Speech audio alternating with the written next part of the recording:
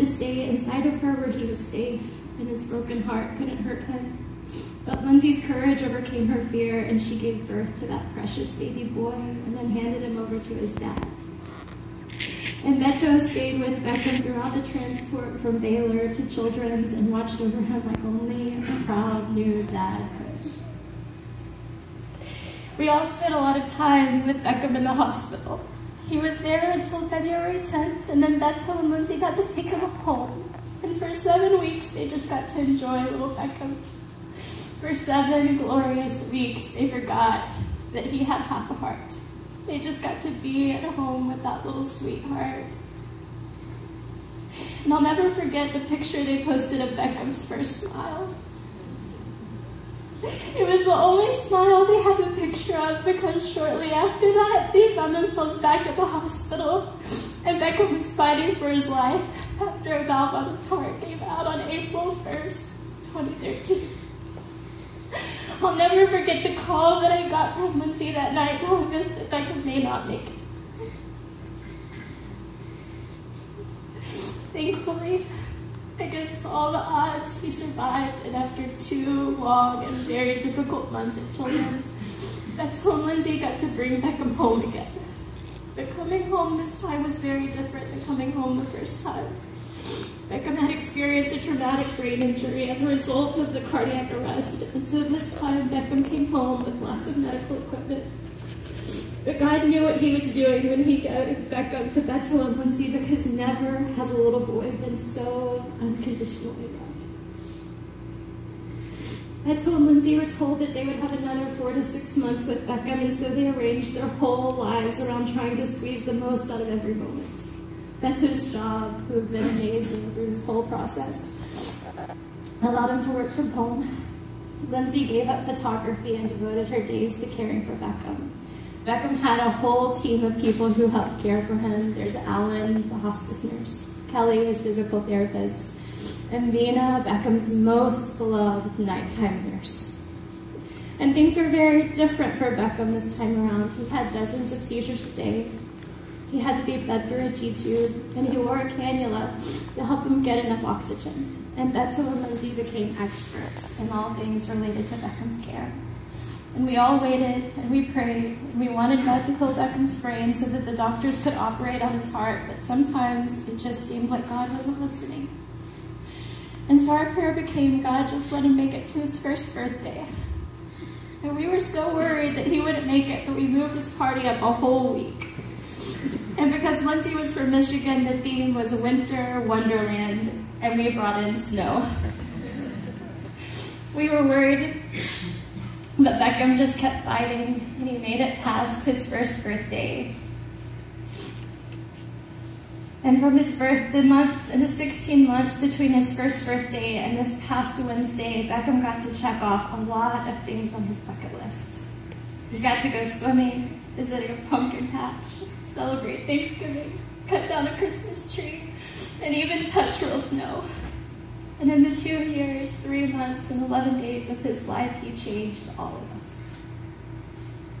Beckham was such a sweet, courageous little boy.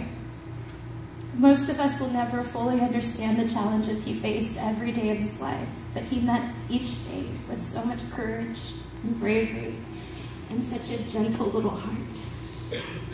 God made him the perfect blend of Beto and Lindsay. Beckham had Beto's sweet spirit and Lindsay's feisty nature. If you spent much time with Beckham, you know he never complained unless his diaper needed changing or his little teeth were giving him problems. He would grunt a lot, and I like to joke that he just wanted to be a singer like his daddy. But Beckham also never gave up, just like his mama.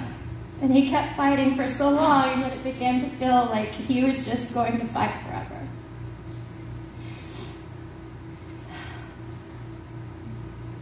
And though Beckham might have been willing to fight forever, God knew this little boy, he needed to rest.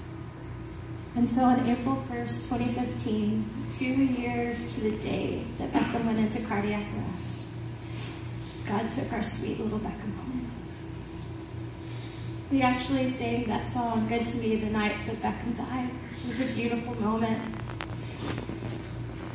Beto and Lindsay's strength through all of this has amazed me, and never more so than that night as they held their sweet little boy in their arms and sang that God was good to them. Beckham had come home after several days in the hospital for pneumonia. He was having a really difficult morning. He took a 3-hour nap, and when he woke up, Beto and Lindsay hoped that was going to be his first step to recovery. But shortly after waking, Beckham stopped struggling to breathe. And it wasn't that he was fighting for breath. It was almost just like that little boy knew he only had a limited number of breaths left and he didn't have to fight anymore. And he passed peacefully in his parents' arms. I told Beto and Lindsay that I believe the reason Beckham passed so peacefully is because they had taught him to trust the Lord. Amen. That they had entrusted Beckham to the Father's keeping every day of his life. And so on the day of his death, he knew whose arms he was going to be received by. I think his Grammy may have been eagerly waiting too.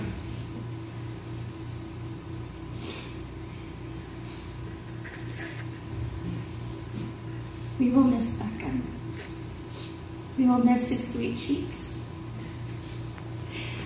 We will miss his awesome hair, his impeccable taste in clothes, the whir of the suction machine.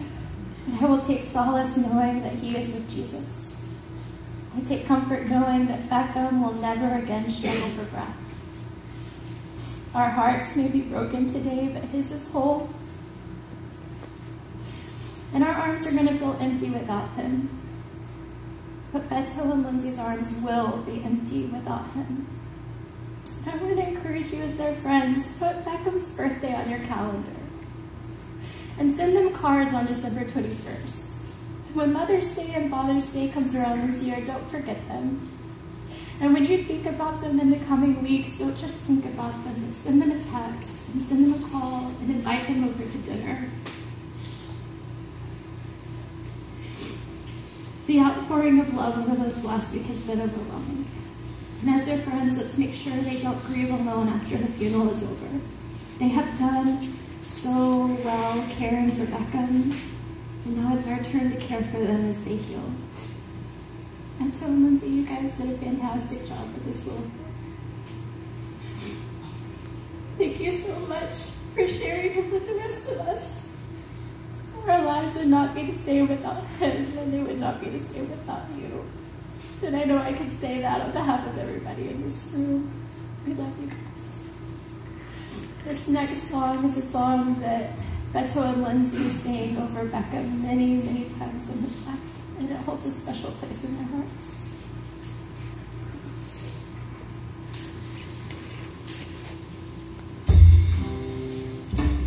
Please stand and worship with us, or sing.